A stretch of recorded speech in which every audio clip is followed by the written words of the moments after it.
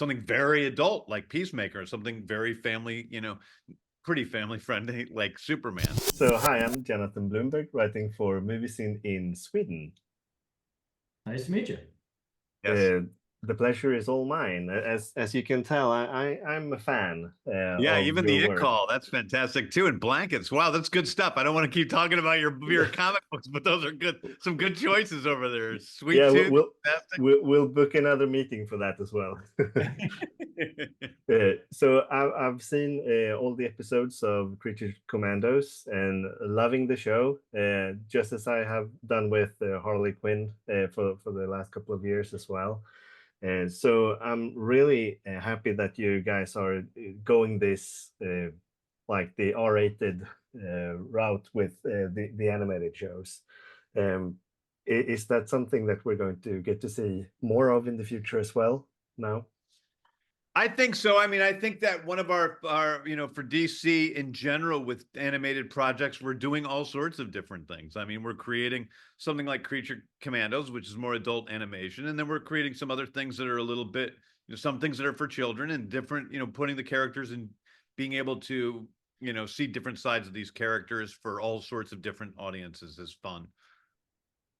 Yeah, and you have been doing this maybe since the Suicide Squad now on the DC side, I mean, and that led into Peacemaker, which now leads into Creature Commandos, and I'm guessing there will be some kind of tie-in to Superman as well, since Rick Flag Sr. Will be in both and also in the next Peacemaker. That's right. It's completely, they're all one after the other. Creature Commandos happens, and we see Superman, which is mostly connected through the character of Rick Flag, who goes on to bigger prominence. He gets, has bigger prominence in Superman, and then he's an incredibly important part of Peacemaker season 2. Yeah, because as a Swede, we're still mourning Joel Kinnaman as the son of Rick Flag Sr. So Well, I'm happy to. You might see more of him someday. You never know. You never know.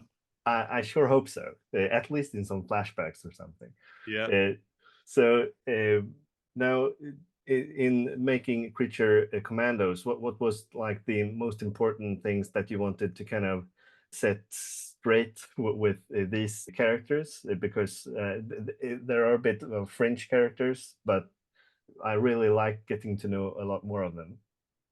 I think for me, it was really just, I bring the same thing to every project. It's just a sense of playfulness and having fun. I think, as I've gotten older and more experience, I realize that when I'm just being creative and having a good time and writing stories that I enjoy, the audience generally enjoys those as well. So I was just, Peter Girardi from Warner Brothers Animation came and said, you want to do something in animation? And I thought, well, I love the Creature Commandos. Maybe we could try something with that. I like the idea of being able to do something really big and gutsy with characters that people didn't know, which you can afford to do with animation and not in live action. And I thought the Creature Commandos were a perfect forum for that. Yeah. And I kind of feel like you went above and beyond with Peacemaker as well. I think that a few years ago might have been an animated series as Yeah. well, but Yeah. you really went there with live action for that one. So I know that you have other live action shows coming as well. Is that going to kind of be the level you want to have them on, or are you going to do different stuff there as well?